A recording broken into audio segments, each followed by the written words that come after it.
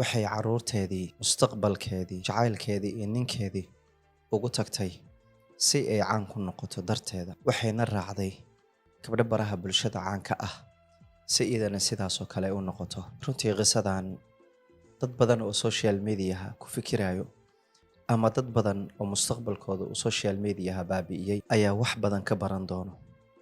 Runtii waa qiso waxyaabo badan ka arki doonto. Inta badan sababta ugu weyn oo aan qisooyinka u soo gudbiyo inay bulshadeena Soomaaliyeed wax badan ka bartaan, cashirna inoo noqoto. Waan hubaa qisadan marka aad dhamaysato wax badan inay kaaga soo bixi doonaan fikir badan oo maanta aad aaminsan tahay ama dad badan ka aaminsan tahayna runtii way isbedeli doontaa. Runtii waxa ah mar walba nolosha aad bay u dhib badanta. Imtixaano badanna way ku soo marayaan intaan nooshahay. Qof walba oo iimaan leh, qof walba oo maskax leh runtii waa uu dadaali karaa. Mar walbana qadarka Ilaahay waa wax qoran. Higsi number 1 waa hoyga qisooyinka. Mar walbana bulshadeena inay wax ka faa'iidaan nolosha cashir ay ka bartaan aan ugu talagalay.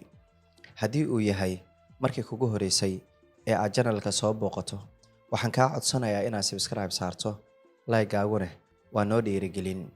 Walaalaha qiimaha qadarinta iyo sharafta mudan ee ku xiran higsi number 1 waa ku mahadsantihiin sida quruxda badan aad ugu xiran tihiin. Waxaan ku soconnaa wadadii aan ku gaari lahayn 200,000 oo subscribe. Waxaan maraynaa 173,000. wax yar noo dhiman si wada jir ah ayaan ku gaari doonaa. Ha iloobin muuqaalka inaad like garayso. Like-gaagu dhiirigelin ayuu noo yahay. Muuqaalkana meel dheer ayuu gaarayaa. Muddooyinkii ugu dambeeyay, qaasatan 3 muuqaal ee ugu dambeysay, waxaa xaqiiq ah inaad like kor u soo qaadeen. Waa ku mahadsantihiin. Intiina kale ilowdo waxaa idinka codsanayaa inaad like garaysaan muuqaalada. Ha iloobin channelkeena cusub ee Somali 10 inaad subscribe saarto. Runtii asxaabta timid waa ku mahadsantihiin, laakiin asxaab badanaa weli naga maqan. Waa rajaynayaa YouTube-keena labaad inaad imaataan. Mar walbana waxaa idiin soo dhigi doonaa muuqaalkan hadda aad daawanaysid. Qaybta qoraaladiisa ayaan linkiga soo dhigi doonaa. Pinna waan saari doonaa. Subscribe dheh si aad halkaa ula socoto muuqaalada ka duwan qisooyinkii aan ku soo bandhigi doono halkaa.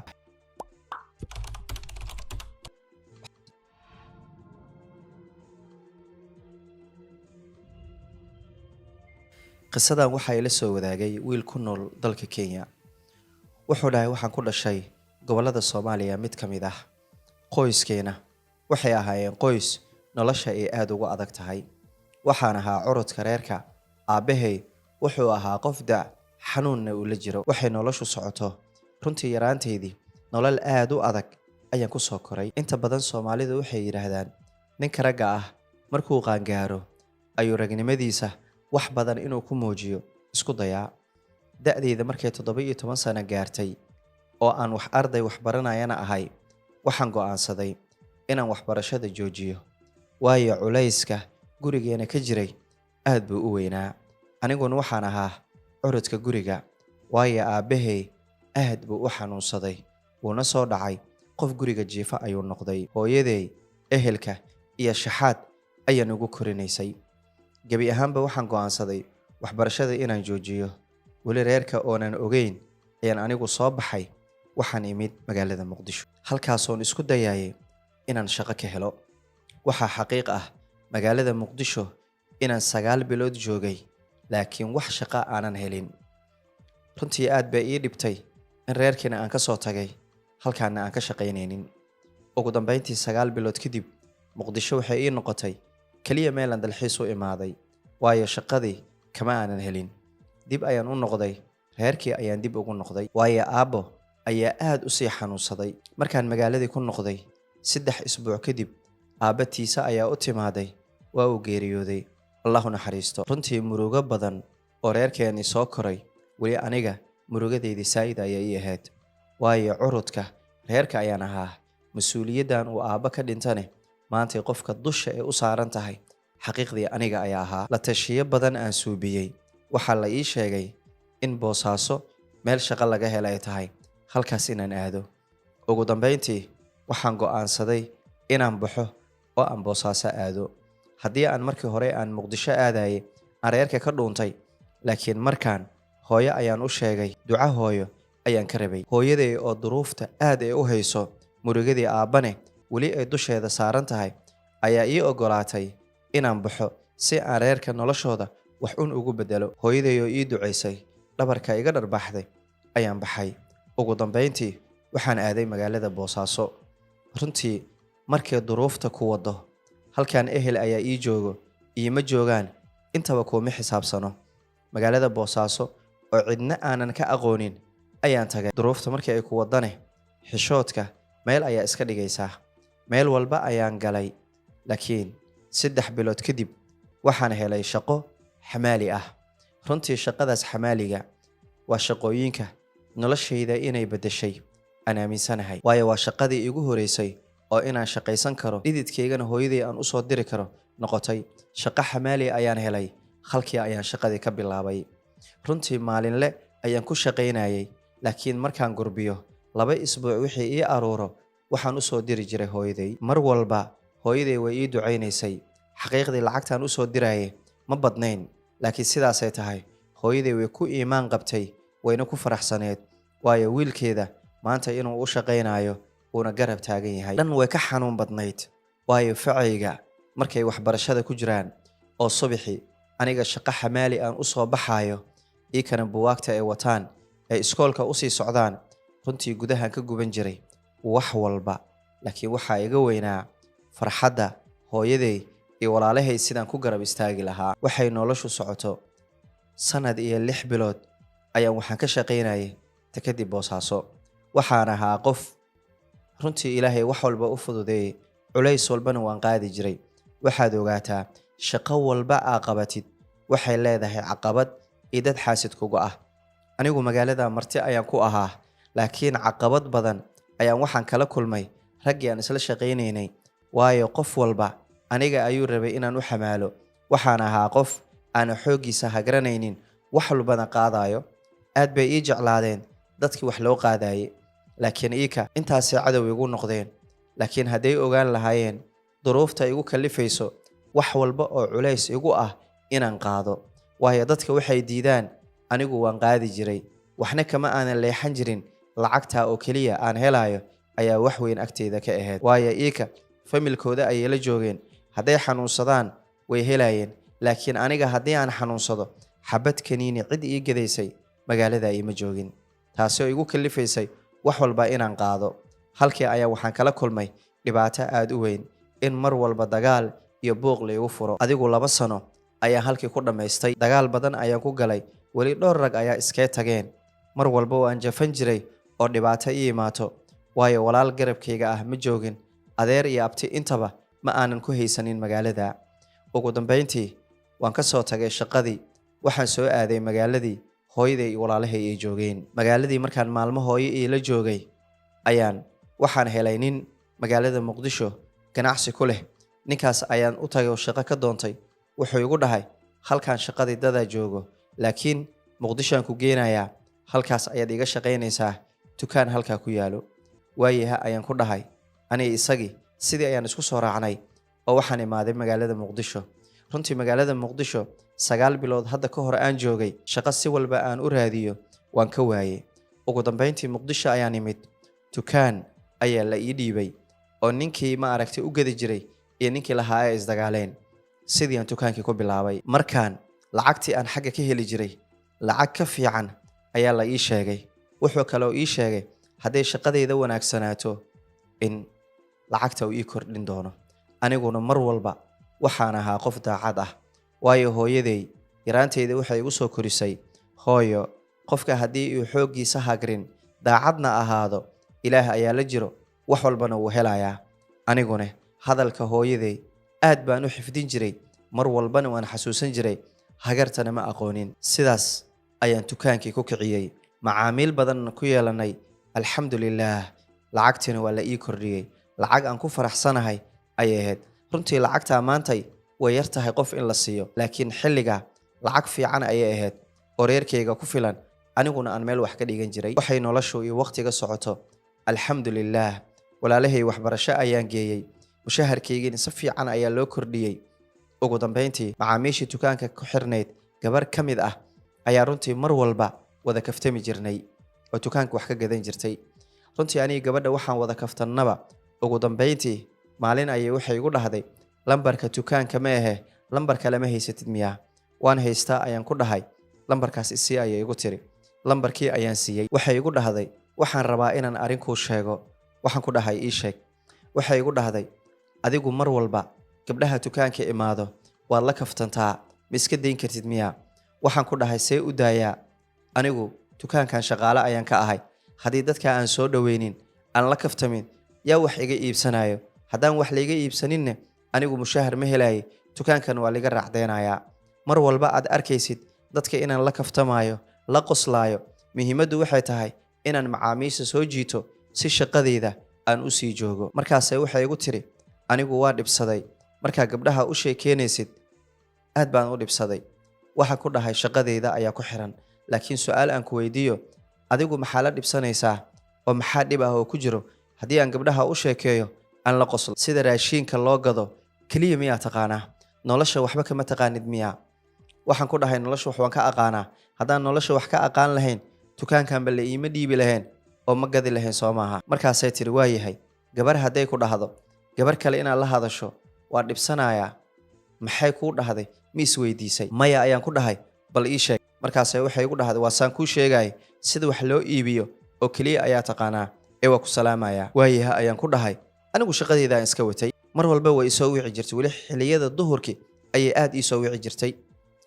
markaas shaqada xoogaa waxay ahayd mid iska yaro dadka teelteel. inta badan duhurkii dadka way hurdaan, qoraxdaas aadka u kulul ayay ka gambadaan. shaqadeena way yareed oo xilligaa aan nasto ayay ahayd. teelteel ayuu dadka u imaan jireen. waxay isoo wacdaba gabadha mar walba isoo xiriiriso.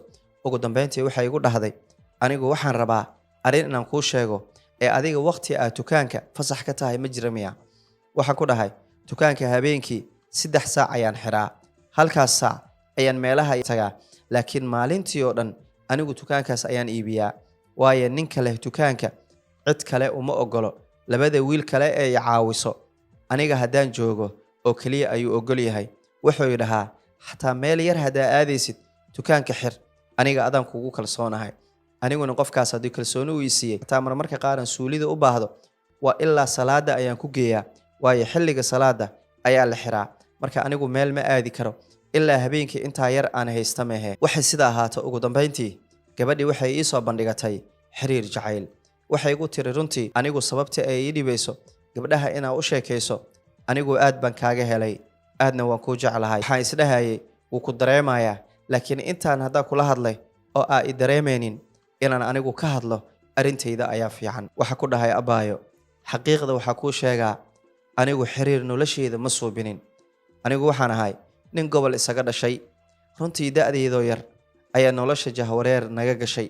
qoyskaygana qoys iska sabool ahaa, aabbahayna qof iska xanuunsan u ahaa. ugu dambeyntiina mas-uuliyadda reerkayga ayaan is saaray. magaaladan aa arkaysid, anigu hadda ka horaan imid 9 bilood ayaan shaqo ka raadinayay, waan ka waayey. aabbahay waa uu geeriyooday, xataa Boosaaso ayaan xamaali ka soo noqday. marka aniga jacaylka iyo xiriirka waa liiga fiican yahay. xaqiiqdii wax badan kama aqaano. halgankan nolosha ayaan ku jiraa, waayo anigu waxbarashadeyda ayaan ka tagay. walaalahay inay wax bartaan, hooyadeena nolol fiican ku noolaato ayaan jeclahay. aniga ay ii jeedo waxaa liigu soo koriyey nolol adag. hooyaday shaxaad ehelkay wax weydiin jirtay. maanta alxamdulillaah xoogayga ayaan ugu shaqeeyaa, walaalahayna waxbay bartaan. marka nolosheedii oo dhan sidaas ayay noqotay, ha ila yaabin. markaasay dhahday, dhib ma lahan, kolley muhiimaddu hadda aniga aad baan kaaga helay. waxaan rabaa aniga adiga in xiriir jacayla aan wadaagno, siday kula tahay? waxaan ku dhahay, waa yahay, waan kaa ogolaanayaa, laakiin waxaan wataa 2 shardi, adiguna iga ogolow. maxay yihiin ayay igu dhahday. waxaan ku dhahay, marka koowaad, aniga gabdhaha haddaan la qoslo oo aan u sheekeeyo inaad ka caroonaynin ii ballanqaad, waayo furfurnaantayda waa midda dukaankan macaamiil badan uu ku leeyahay. haddaan isxixiro oo dadka aan u sheekeenin, dukaamada agteena ay aadayaan. sababta aniga dadka igu imaadaan waan u sheekeeyaa, waan la kaftamaa, gabdho, wiil, hooyo, inta imaataba waan u qoslaa, waa u kaftamaa, si ma aragtay meel kale ay iga aadin oo halkaan ay ku imaadaan. waayo dukaankan mar walba uu horumar suubiyo waa mar walba ani mustaqbalka walaalahay ay toosaan. laakiin hadduu hoos u dhaco anigu meeshaan waa liiga burinayaa, shaqo kale inaan helayana ma ogi, magaaladan hadda ka hor aan ku dhibtooday. markaasay igu dhahday tan labaadna maxay tahay? waxaan ku dhahay tan labaad waxay tahay aniga maalin ma soo bixi kari, haddaad ii baahata xataa inaan soo bixi karin ogow, laakiin habeenkii markaan dukaanka soo xiro haddaad doontid waan kuu imaan karaa. labadaas caqabad ayaa anigu i haysato, haddaad labadaa caqabad ogoshahay aniguna xiriirkaaga waan ogolaanayaa. waxay igu dhahday waayahay waan ogolahay. halkaa aniga gabadhii waxaa noogu bilowday xiriir jacayl. maxaan wataa aniga? moobeel niclo ayaan wataa, oo noloshaydaba moobeel weyn ma iibsanin. waxay igu dhahday mar walba adiga lacag ay igu soo wacdaa, aniguna lacagan kugu soo wacaa. telefoon weyn haddaa qaadatid, qadka lacag yar aa ku shubatid, ma ogtahay wax badan inuu ku haynayo. waxa ku dhahay walaashay anigu waad ogtahay wixii aan qaato reerkeyga iyo mustaqbalkooda ayaan ka fikiraa. telefoon weyn maanta lacagtiisa ma awoodo, haddaan helane reerkeyga kama badno. waayahay igu dhahday dhib ma leh. waxay sidaa ahaato maalin maalmaha ka mid ah ayay dukaanka timaaday iyadoo wax iibsanayso. kadib waxay ii dhiibtay telefoon weyn oo baaka ku jiro, wallaahi ma aqaani sida loo isticmaalo xataa. markaas waxay ku dhahday telefoonkan ayaan hadda kadib ka wada hadlaynaa, kan lacagtiisa saa'id waay, adiga haddaa isoo wacday lacagaa kugu socoto, ani haddaan ku soo wacane lacagaa ma aragtay igu socoto. marka waxaan suubinaya whatsappkan qad haddaa ku shubatid muddo ayuu ku haynayaa. markaasaa ku dhahay aniga sida loo brograamiyey ma aqaano. dhib ma lehay tiri, anaa brograameynayo, telefoonkaaga keen. telefoonkeygii keentay, laftiiya gelisay, way brograamaysay, qadkiya ii furtay. waxay tiri maanta kadib halkaanaan ka wada sheekeysanaynaa. wixii xilligaa ka dambeeyey waxay ii keentay dhago bluetooth ah. mar walba aan dukaanka xataa gadaayo waan la hadli jiray.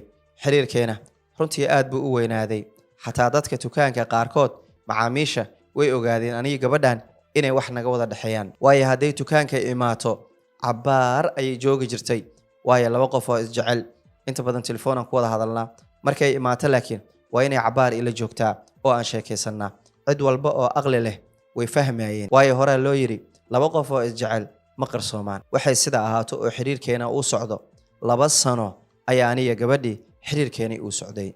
ugu dambayntii maalin ayay waxay igu tiri reerka waxay leeyihiin nin ayaan kugu daraynaa, aniguna waan diidanahay. gabadhii buuqii iyo qeeladii dhanka familka ayaa aad ugu batay. reerka markay cadaadiska ku badiyeen ayay waxay tiri anigu wiilan la socdaa, wiilkaa wiila ahayn ma rabo. markaasaa la yidhahda wiil la socotid keensa wiilka. waxay igu dhahday culayska reerka wuu igu batay. anigana ugu dambeyn waxaa idhi anigu wiilan la socdaa, wiilkaa wiila ahayn ma rabo. waxay igu dhaheen reerkane wiilka keen, arrintaasaa jirto. horta aadaa u baqay, sababtu waxay tahay culayska inaan qaadi karin ayaan aaminsanaa. waxaa ku dhahay waa kasoo fikirayaa arrintaa.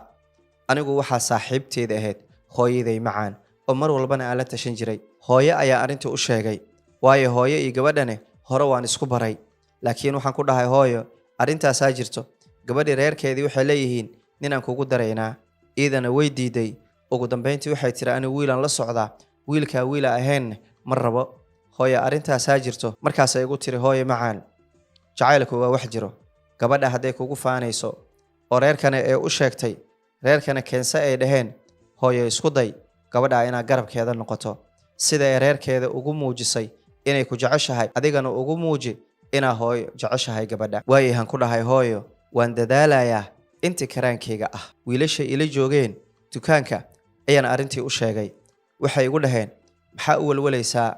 waad og tahay badaroonigeena adigu aad buu ku aaminsan yahay, adiguna inaad daacad u tahay cid walba way og tahay. u sheeg arrinta, waan filaynaa inuu wax badan kaa caawin doono. waayahan ku dhahay markaa safar ayuu ku maqnaa. waan wacay, waxaan ku dhahay arrinaan kaa leeyahay. wuxuu igu dhahay 2 maalin kadib waan kula joogaa, waa imaanayaa, markaasaan sheekaysanaynaa. waayaha ayaan ku dhahay. ugu dambayntii waa uu yimid. anagoo salaada ka soo baxnay ee maqaayad wax ka wada cunayno ayuu igu yidhi ii sheeg arrintii ay dhahaysay arrinaan kaa leeyahay. waxaan ku dhahay runtii waxaa jirta gabar aan isbarannay macaamiisheenan ka mid ah, in muddo ah ayaan wada soconnay. ugu dambayntii gabadha reerkeedii ayaa waxay ku dhaheen nin ayaan kugu daraynaa. waa ay diiday. muddo kadibne gabadhii cadaadis la saaray, iyadana waxay tiri anigu wiilaan isjecelnahay, wiilkaa wiila ahaynna ma rabo. wiilkii keense ayaa la yidhi.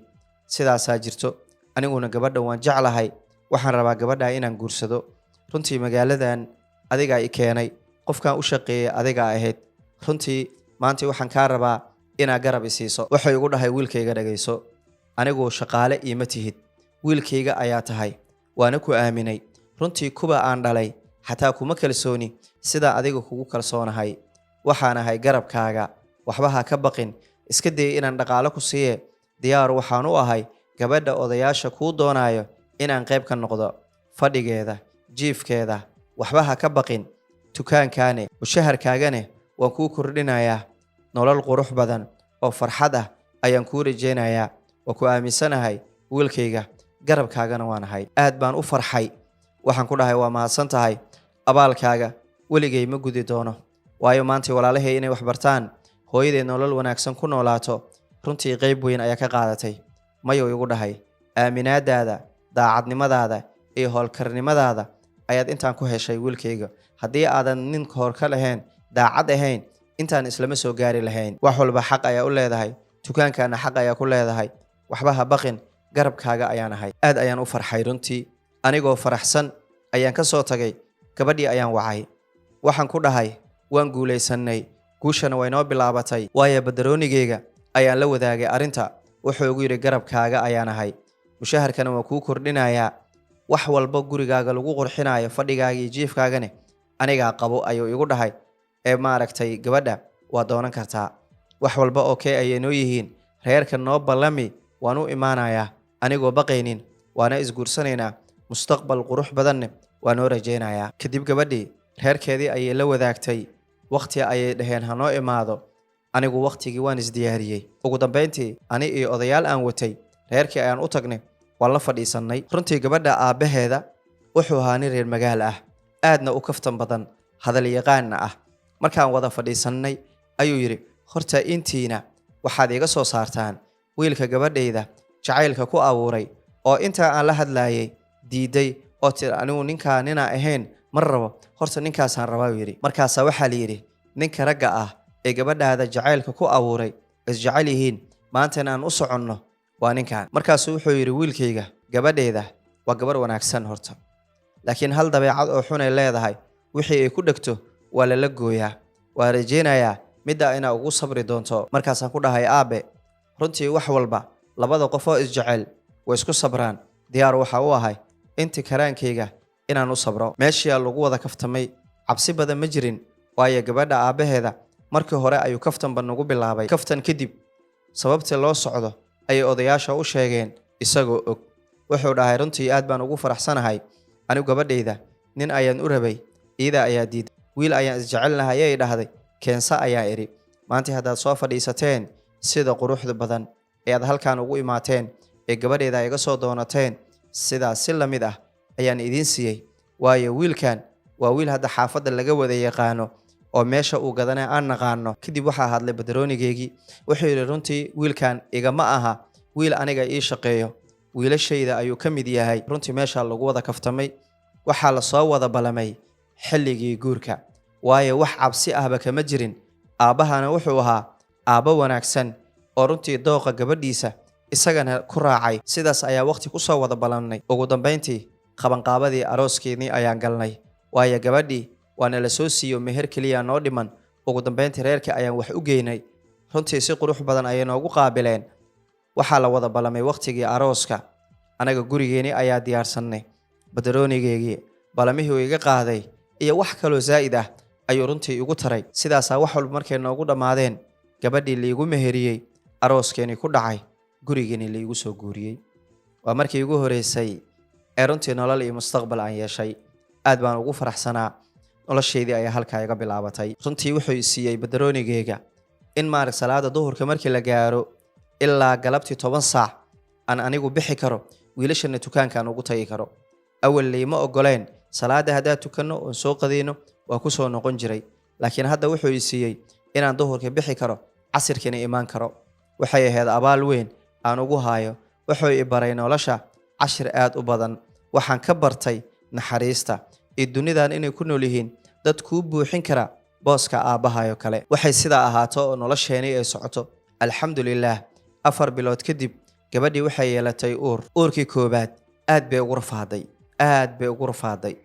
anigu ima aanan arki karin, laakiin talooyin badan oo la i siiyey, ugu dambeyntii gabadha reerka gurigooda ayaan u celiyey si dhibaatada ani iyo iida buuqeena uu u badanin.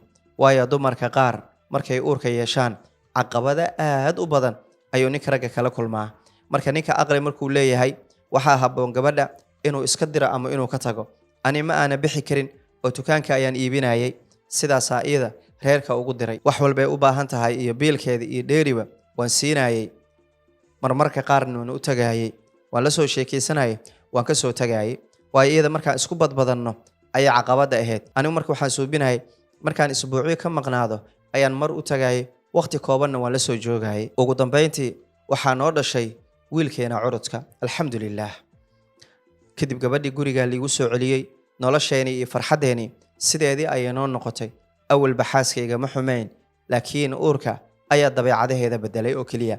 aniguna nin ku sabro ayaan ahaa. wuxuu waqtigii socday iyo nolosheenii cunugeenii ayaa sanad noo gaaray, uurkii labaadna way yeelatay, alxamdulilaah. waxay maalmaha iyo waqtiga isguraan, bilba bil ka dambeyso uurkeedii uu weynaado. ugu dambeyntii gabar ayuu ilaahayna siiyey, alxamdulilaah alxamdulilaah. waa nimco weyn, waayo dad badan oo waxaa jira sannado isqabaan ilaahay wax siinin. anaga laakiin ilaahay wuxuu nagu arsaaqay ubadkii labaad. kadib gabadhii yareed markay 6 bilood gaartay ayaa aniga qalbigayga waxaa soo galay in hooyaday iyo walaalahay aan xaaskayga ilmahayga soo baro. badaroonigaygii ayaan wacay, waxaan ku dhahay waxaan jeclaystay inaan xaaskayga iyo ilmaha hooyo soo tuso. waa arrin wanaagsan uu dhahay, anigaa imaanayo oo ku bedelayo, bil fasaxaan ku siinaya, inta aa maqan tahay anigaa dukaanka joogaayo. marka isaga aad buu aniga igu aamin qabaa. marka wuxuu isleeyahay inta uu isaga maqan yahay booskiisa gal. waayaha ayaan ku dhahay. ugu dambeyntii waa uu yimid, anigaa baxay, caruurtaydii iyo xaaskaygii ayaan waday, hooyadii ayaan u tagnay. halkan waxaan soo joognay bil aad u qurux badan. runtii hooyaday aad bay ugu faraxday in maaragtay ilmihii ay aragto. waxay iga codsatay hooyo wiilkayga inay iida haysato oo gabadha yar aan soo kaxaysanno. xaaskayga ayaan la wadaagay, iidana way ogolaatay. sidaasaa hooyo wiilka aan ugu soo tagnay, anaga waan soo baxnay. waxaan nolosha la halganno oo ay socoto, alxamdulilaah. uurkii 3aad ayay yeelatay. maalmaha waqtiga waxay isguraan. ugu dambeyntii alxamdulilaah ilaahay wuxuuna siiyey ubadkii 3aad oo gabar kale ayaa ilaahayna siiyey. sidaa waxaan ku haysanaa 2 gabdhood iyo wiil oo curudkeena ah. nolosheeni waxay socoto oo aaday u qurux badan tahay.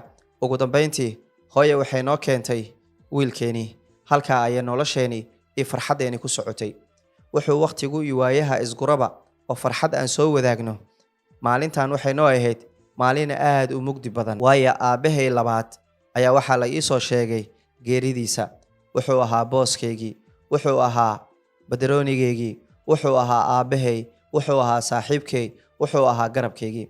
runtii aad baan ugu naxay geeridiisii. waxaa xaqiiq ah nolosha in qof la siiyo eena jirin. anigu qalqal badan aa isoo galay, waayo odayga wiilal badan ayuu dhalay. waxaan ka baqaayay isbeddel badan inuu ka dhaco dhanka dukaanka, laakiin cabsidaasi run ma ayna noqon. oo dukaanka wiilasha waxay dhaheen haddii uu aabba dhintay, aabba adi ayuu kugu kalsoonaa.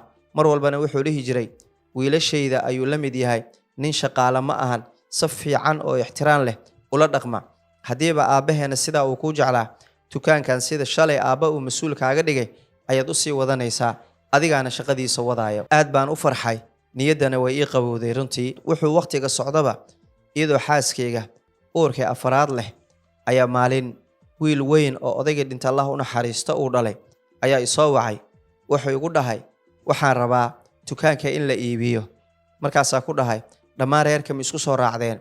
haa ayuu igu dhahay, hooyaana ku soo wacayso ama hooyo u imow. waayaha ayaan ku dhahay. kadib waa u tagay maamadii. waxay tiri waxaan go'aansannay dukaanka in la iibiyo, adiguna xaq ayaa ku leedahay, ha baqin. laakiin waxaan rabnaa ganacsigan oo dukaamada inaan iibinno oo howlo kale aan suubsanno. dhammaan wiilashaydii iyo gabdhahaba sidaas ayay ku heshiiyeen. waayahan ku dhahay hooyo. marka waxaa jiray nin la dhashay ninkan geeriyooday ee dukaankan u iibiyo, walaalkii ayaa jiray. waan wacay, waxaan ku dhahay arrintaasaa wiilasha ii sheegeen, maamadana waan u tagay, waxay dhahday sidaa. markaasuu yidhi mid ogow, waxaa jiro bah kale oo uu qabay walaalkay oo markii uu geeriyooday soo baxday oo caruur ilmo yar u hayso.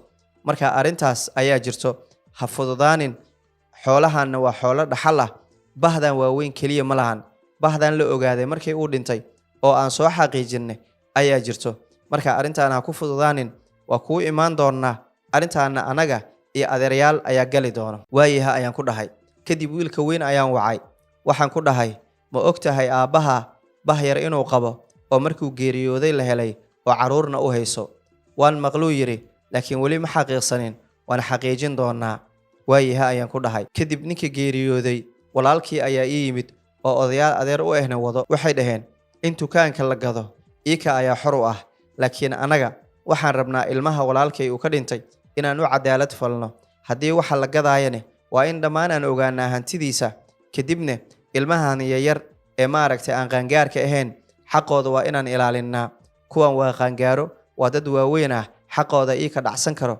laakiin ilmaha yar ee walaalkay uu ka dhintay ayaan rabaa aniga xoolahooda in si fiican ay u helaan waxaan ku dhahay waa arrin wanaagsan kadib maamadii oo bahda weyn dhashay ayaa maalin ii timaaday waxay igu dhahday waxaan maqalnay in bah yar ay soo baxeen ma la xaqiijiyey haa ayaan ku dhahay oo isaga ayaa dhalay ee walaalkiisa ayaa ii yimid iyo adeerayaal kuwa u ah wayna soo xaqiijiyeen ee sidaa ogow dhib ma lehay tiri ninkayga ilmaha uu dhalay waa aniga ilmahaygoo kale wax dhibana ma jiro kolley hantidan xaq ayay ku leeyihiin xaqoodane lama dudsiin doono waa arrin wanaagsan ayaa ku dhahay kadib waxaa dhacay in dhammaan hantidiisii dhululkii iyo beerihii iyo dukaamankii u lahaa ayaa la iibiyey hantidii waa la kala qaybiyey wiilka weyn khayr allah siiyo abaalna uun ugu hayaa wuxuu yidhi aabbahay mar walba wuu ila dadaarmi jiray inaan ixtiraamno aan qadarinno mar walbane inuu nila dhashay oo kale u dhaqma ayuu dhihi jiray marka aabbahay hadduuba dhahay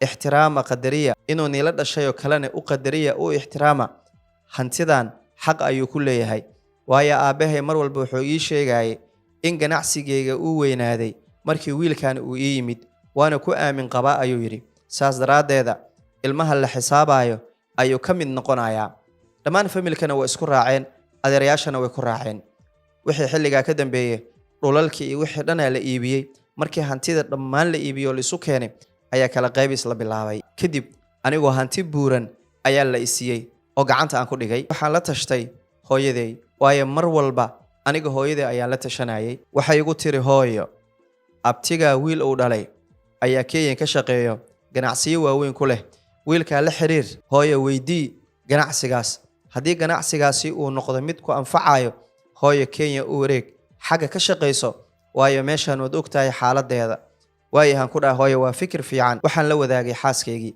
waxa ku dhahay noloshaydii bal ka waran hooyo fikirkaas ayay keentay lacagtan haddaan haysanno way naga dhamaanaysaa haddii ganacsigaasi uu noo noqdo ganacsi anfaco haddii aan xagga u wareegno siday kula tahay waa arrin wanaagsan ay tiri hooyo fikirkeedana aada ugu qancay ku dhaqaaq wiilka abtiyaan wacay walaal waxa ku dhahay ii waran waa sheekeysanay awalba mara soo wici jirnay waxaan u sheegay sidaan wax ku helay iyo waxaan haysto wax ma ii gooyaan dhahay ganacsigaas inaan kula bilaabo ayaan rabaa walaalkay wuxuu yiri hantidaa sheegaysid waa hanti weyn oo shaqo fiican lagu qaban karo walaal ii imow aniga bahta caqabad haysataa waayo waxaa jira nin aan sheernahay wuxuu igu dhahay ninka sheerka aan kala baxno sheerka inaan kala qaybsanno ayaan rabaa marka waad ogtahay ganacsiga markii la galay sanad iyo 6 bilood ayuu leeyahay marka aniga 6 bilood ayaan u qabtay hadda 3 bilood baxay waaba arrin wanaagsan inta qof kale uu ii imaan lahaa in walaalkay sheer uu ila noqdo waa arrin wanaagsan walaal markaas waxaan ka wareystay walaal bal ii warna ku dhahay kirada xagga iyo nolosha Kenya sidee waay markaas uu igu dhahay walaal qofka jooga Muqdisho oo guri kira degan inuu Kenya dego waa isku mid sababtu waxay tahay kirada intii kirada xagga waa isku mid laakiin qofka markuu guri ku leeyahay Soomaaliya oo gurigii degan yahay ay qofka soo guur lama dhaho laakiin hadiiba ganacsigaaga inta uu noqonayo oo adigana xagga ah Kriistale ka ahayd walaal halkaan imow wali nolosha halkaan ayaa jaban markii sicirka caadiga la fiiriyo waxaan ku dhahay walaal waa arrin wanaagsan insha Allah marka hore aniga imaan doona halka kadibna reerka ayaan keeni doonaa markii igu horeysay nolosheeda aan diyaar raaca ay ahayd waayo markaan xamar imaanayay baawur ayaan ku imid markaan boosaaso aadayay baawur ayaan ku imid laakiin markii igu horeysay nolosheeda oo diyaarad aan fuulo ay ahayd waan baxay waan tagay runtii aad baan ugu helay dad badan ayaa soo wareystay noloshiina aniga soo arkay subax walba aan kaco nolosha ayaan soo qiimeynayay ugu dambeyntii waan ku qancay walaalkay wuxuu ii sheegay lacagta sheerka ee aniga la iga rabo. Markaan lacagta sheerka walaalkay waxa ani ii soo harayo 8,000 oo nadiif ah. Waxaan go'aansaday 8,000 in nolosha qoyskeyga aan ku ilaaliyo inta ganacsigan wax ka soo baxayo. Kadib waraaqadihiin kala saxiixanay ani walaalkay sheerkan ku darsaday. Wali ani fursad kale waxaa meesha ku haystay inaan shaqaale ka sii noqdo meesha oo mushaharkaygana aan ka qaato. Arrin wanaagsan ayay ahayd. Kadib waan soo baxay, waxaan ku soo noqday magaalada Muqdisho. Xaaskeyga iyo carruurteyda ayaan diyaariyey, laakiin intaanan Kenya aadin ayaan wada baxnay. Hooyo iyo walaalahey ayaan u tagnay, muddo ayaan la soo joognay. Kadib waan soo noqonnay. Safarkeeni gurigii walaalkay oo ii qabtay Kenya ayaan soo degay. Noloshii Kenya ayaa noo bilaabatay alxamdulillaah. Cunugii afraadna waan dhalin. Sidaa waxaan ku haysanaa 2 gabdhood iyo 2 wiil ayaan ku haysanaa alxamdulillaah. noloshii ayaan wadanay. Waxaan fahanay noloshii Kenya waxay nolosheena noo qurux badnayd oo xaaskaygii uur ay yeelatay waqtiga socdo ganacsigeena noo qurux badan yahay. nolosheena mid wanaagsan ay tahay. cunugii shanaad ayaa Ilaahayna siiyay. waxay nolosheena socoto oo nolosheena ay qurux badan tahay. ganacsigeena uu noo weynaaday. aniga walaalkay meer labaad aan sheer ka wada soobsanay. adigu isku dadarkii Kenya 3 sano ayaan degannahay aniga xaaskayga. ilmaheeni waxbarasho ayaan geysanay. nolosheeni aad u qurux badan tahay alxamdulillaah. galab walba markaan guriga imaado waxaan imaadaa xaaskayga oo maqan. marka gurigeena apartment-ya degannahay. apartment-ga qaybta naga soo horjeedo ayaa waxaa degan gabdho caan ah iyo wiilal caan ah oo markii meelahaas wax ku duubaan. markaan imaado waxaan u imaadaa ilmihii oo iyaga ishayaan. war hooyo ah xaggee jirtaa? ilmaha u diraa waa la keenaa. waxaan ku dhahay xaaskayga sidee wax yihiin? galab walba aan imaado adigu waa baxdaa. markaas waxay igu dhahday ninkaygiyo halkan waxaa degan gabdho heblaayo oo caana baraha bulshada laga yaqaano. qaabkay wax u duubaan iyo qaabkay wax u jilaan ayaan iska soo fiirsadaa. markaas waxaa ku dhahay noloshaydii maanta anaga halganka noloshaan ku jirnaa. kuwaanana anfacaya inaan korino. dhalaa guriga ku taalo. mobile waad haysataa. waxaana ay soo duubaan ma dhaladaada ka fiirsato markay soo geliyaan ama mobilekaaga ma ka fiirsato. maya igu dhahday waxaan jeclahay maalintii oo dhan ilmahaanaan hayaa inaan maaragtay waqtiga isaga soo lumiyo. wax dhibi miyaa ku jiro? waxaan ku dhahay noloshaydii aniga adiga intaasaan isqabnaa. ilaahay 5 ayuuna siiyey. nolosheena meeshaan ka soo bilaabay waad ogeyd. maalintii aniga adaan isbaranaynay dukaan ayaan shaqaale ka ahaa. alxamdulillaah. ilaahay wuxuu kula soo doontane bid'aadanka ma celin karo. hantidaa meesha ka keenna waad ogtahay. waan soo wada halgannay. nolosheena maanta meesha ugu quruxda badan ayay joogtaa. hore inaan u sii wadanno ayaan rabnaa. ilmaheena mustaqbalkooda iyo noloshooda inaan hagaajinno ayaan rabaa. noloshaydii macaaneed inaad maarad gabdho caana iyo wiilal caana waqtigaaga ku dhumin lahayd ilmahaaga iyo gurigaaga waqtigaaga ku lumi. waayahay igu dhahday. aad baan u farxay in xaaskayga waayahay igu dhahday oo hadalkayga ay yeeshay. adiga dhowr galab oo aan guriga imid xaaskayga gurigay joogtay. aad baan u farxay runtii. laakiin adigu bil iyo 3 isbuuc kadib xaaskaygii wadadii ay hadan dib ugu noqotay. haddaan guriga imaado xaggii jirtaa. haddii aan ilmaha u diro anaa idinka daba imaanaya leedahay. awal waxay ahayd markaasayba soo raaci jirtay. laakiin hadda waxaa ii bilaabatay anigaa imaanayo. cabaar anigoo jooga 30 daqiiqo saacad anigoo joogo ayay imaanaysaa. waxay sidaa ahaato oo aniga xaaskaygii mar walba aan ku murnaano noloshaydii mustaqbalkaaga iyo noloshaada fiiri. gabdhahaas caannimi iyo lacagayba shaqaysanayaane adigu maxaa shaqaysanaysaa? war kuwaana ku hor yaalo. gurigaaga iyo mustaqbalkaaga ka fikir. maalintii oo dhan idinkaa idiin maqanahay. noloshaydii markaan imaado adigoo maqan meelaa i xanuunto waa ku barya xabiibti naga daa. xaaskayga si walba wax ugu sheego oo si walba wax ugu dhaadhiciyo. galab walba markaa imaado hala doona lay dhahaa way maqanta. taas wax easy ahayd. qaracan waxaa ii ahaa in habeen ay igu dhahday ma og tahay aniga dhowr muuqaal inaan la duubay oo baraha bulshada ay ku jiraan. maxaa ay tiriyaan ku dhahay? wallaahi waxay tiri dhowr muuqaal ayaan la duubay waa isbaroobeynayay ayaa baraha bulshada ku jiro. wax ku dhahay ma dhici karto. anigu xaaskayga saas kuma ogi. waayo waxa ani ogeyn xaaskayga ma suubinayso. aniga ma suubiyo waxay iida ogeen. wax walba waan kaala tashtaa. meel yar xataa haddaan magaalada ugu baxaayo waa kuu sheegaa noloshaydii. haddaan ganacsi cusub galaayo waa kuu sheegaa waa kula tashtaa. adigu sidee anoo ninkaaga ah oo haddana kula joogo aan muuqaalo u duubtay soo ma ogid in marwo la qaba aad tahay. xaaji waxaas way dhaceen ee aan ku tuso. iyada wayba ku faraxsan tahay. way tustay. wallaahi waa qaracmay. anigu waxba ma ogi. maalintii oo dhan qofkaa iska orda ahay oo ma dabagala xaaskaygii. iyadaa afkeeda iga sheegtay. iyadaana i tustay.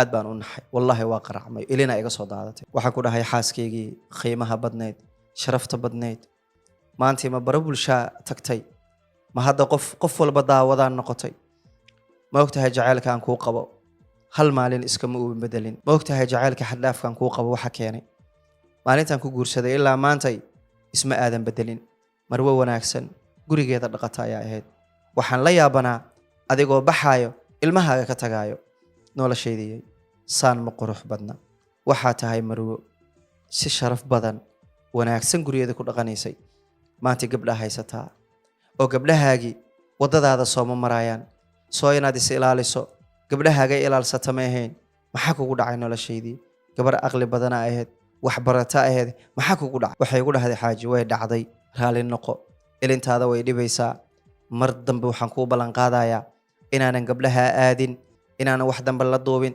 anigu saan u tegi jiray ayay igu dhaheen isbaroobey aniguna runtii sidii aan isku baroobeeyey dhowr muuqaalna waa la duubay waxaan kaa ballan qaadayaa in albaabka amar la'aanta aa ku bixin iska badaa inaan maaragtay wax la duubo mar dambena uma tagaayo ilintaada way dhibaysaa intaanaa isqabnaa 5 caruura ilaahayna siiyey weligaa adoo oynaysid kuma arag maanta inaa ani dartay u oysid oo aan kaa oysiin xaaji waa ka xumahay iga raali noqo mar dambe uma noqonayo waayahan ku dhahay intaasaaba wax weyn ii ah waa ku baryaa noloshaydii marwa aad u qiimo badan agtayda ka tahay waa ku baryayaa naftaada ii ilaali waayo anigu sharafkayga waa adiga sharafkaaga anigoo nin rag ah waan is ilaaliyaa wax walbaan suubinayo waan kaala tashtaa noloshaydii adigu marwadeydaa tahay sharaftaydaa tahay waa ku baryayaa is ilaali ilmahan yarka mustaqbalkooda iyo noloshooda aan u halganno waayahay igu dhahday kadib galab walba markaan imaado gurigeedoo joogto aad baan ugu farxi jiray waxay socoto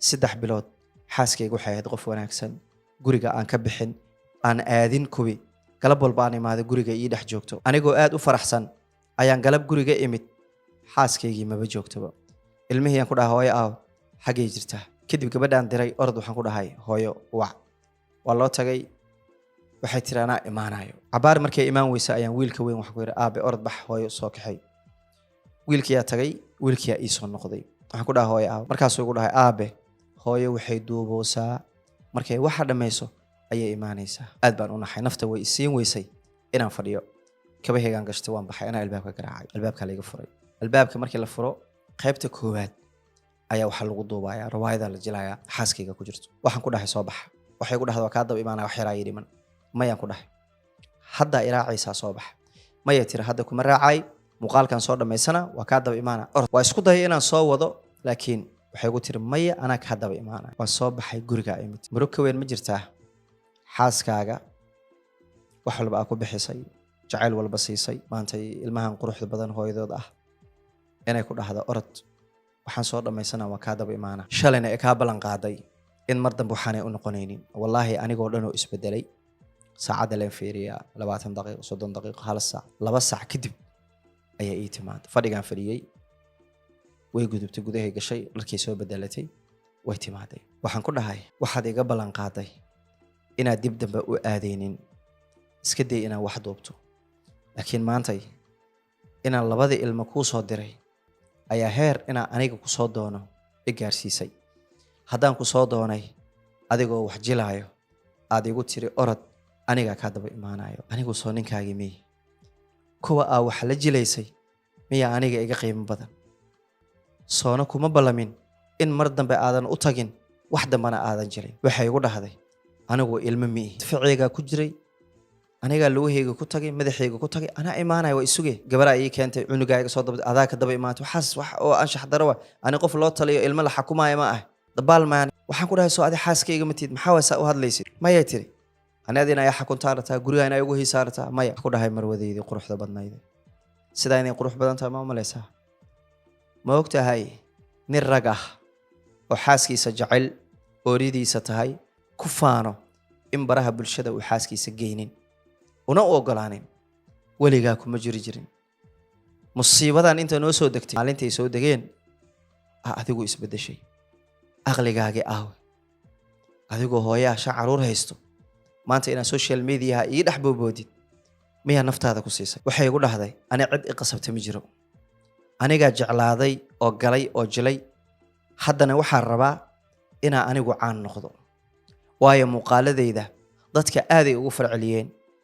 anaaba waxaa raba inaan janal furto oo aniga waaweynka noqdo ayaa rabaa waxaan ku dhahay yaa waxay tiri anigaaba rabo inaan janal furto YouTube furto TikTok furto oo caan noqdo waayo muuqaaladayda markaa qaybta qoraalada gasho dadka aaday ugu heleen jiliinkayga marka anigaaba rababa inaan caan noqdo adiguna waxaa rabtaa wixii aan jilay inaa iga soo celiso waxaan ku dhahay aniga ninkaaga ahay marna kuma ogolaanahay inaa baro bulsho gasho waayo waan ku jeclahay qiimo badana agteeda ka leedahay kuwaan wax jilaayane waad ka qiimo badanta maya tiri anigu muhiimadeeda ugu weyn waxay tahay inaan anigu gabar caan ah noqdo gabar wax qabsata inaan noqdo gabdhaha caanka oo dhan ganacsayaal ayay yihiin maanta aniga haddaan ganacsi furto wax iga iibsanaya ma leh waxaan rabaa inaan hanti badan tabco waxaan rabaa inaan magac weyn suubiyo kadibna ganacsi waaweyn aan suubiyo gabdhaha caanka dhanba ganacsiyo waaweyn ay suubsadeen marka aniga gurigan inaa igu hayso oo ilmo koriye kaliya rabtaa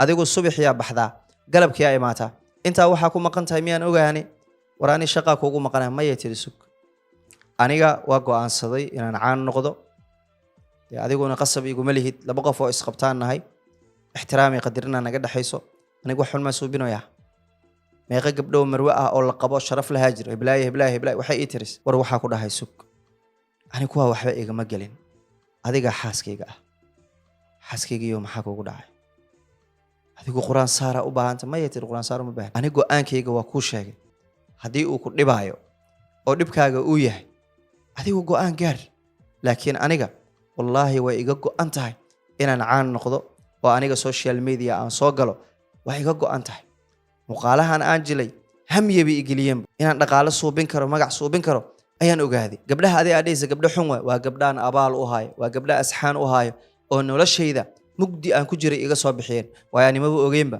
caannimada inay qiimahan leedahay ma ogeyn ani yaa aku dhahay xaaskaygiyo ka fiirso noloshaan quruxda badan maalinaan ka shallayn doontaa ka fiirso mayay tiri wallahi ani way iga go'an tahay inaan caan noqdo way iga go'an tahay in ma aragtay aniga noloshayda aan hormariyo waxaa ku dhahay marna ma dhacayso aniga inaan kuu ogolaado marna ma dhacayso wallahi waxay tiri isdhib aday ku taalaa aniga social mediaha waa go'aansada waan galaya ma kuu ogolaanayo ku dhaana xaaskaygii soo matid ma kuu ogolaanayay markaan kari waayey si walba wax ugu sheego galab walba ay sii socoto ayaan gabadha aabaheed wacay aabba macaanaa ku dhahay dhibkaasaana haysto musiibadaas aa madaxa noo gashay gabadhii social mediaha la geeyey maanta ay ku dhex jirtaa ana ogeyn maanta waxay hor taagan tahay aabba macaan social mediaha ku beeray caanaa noqonaa bis waay aabbo arrintaasaa jirto xaaskayga gabar wanaagsan sharaf badan qiimo badan ay ahayd kuwa derisna la soo noqday gabadha iga haleeyeen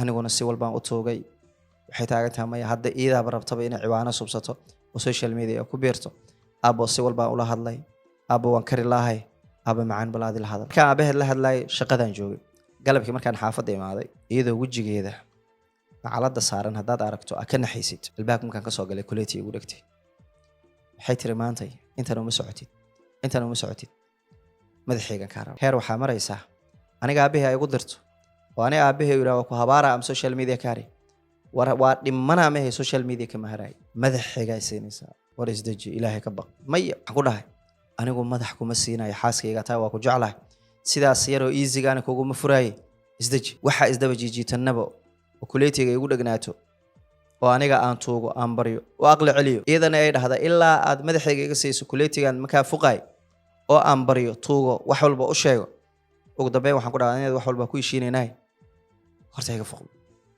waa iga fuqday qolka jiifkaan galay intaas waxaan diidayay ilmaha inay buuqeena maqlaan ilmo meel lagu xareeyay waa qol ay gelisay ilaan waxay suubinaysay ogtahay waa iga daba imaatay waxay igu tiri madaxayga isii haddaa ilaahay taqaana macaan ku siin karaan dhahay waa ku jeclahay xaaskayga tahay ilaahay shaydaankan ku saaran ha kaa dejiyo waa ku jeclahay ma dhacaysa xaaskaygii waa ku baryaa biliis isdeji maya igu tiri si walbaa u baryay wax walbaan suubiyey way diiday aniguna waxaan ku dhahay maya ilmahan quruxda badan hooyadaa tahay dhaymanaa tahay dhaymanya iska dayici karo waa lagu hadlaynayaa kuwan mustaqbalkooda iyo noloshooda soo baabi'iyeen nolosha ka dhacayn ayaad u malaysaa inay wax wanaagsan qabanayaan qaali badan joog xabiibti joog maya ilaa waxay tiri caawa wallaahi inaan ani adi isla seexanayn waxaa jeceshahay dhib male anaa gurigaaga tagaa guriga walaalkay aadayo adigu iyo ilmahaaga joog waayo anigu agteeda qaaliya ku tahay furna si sahlan kuguma furayo noloshaydii waa ku baryaa isdaji shaydaanka iska naar shaydaanaa ku saaran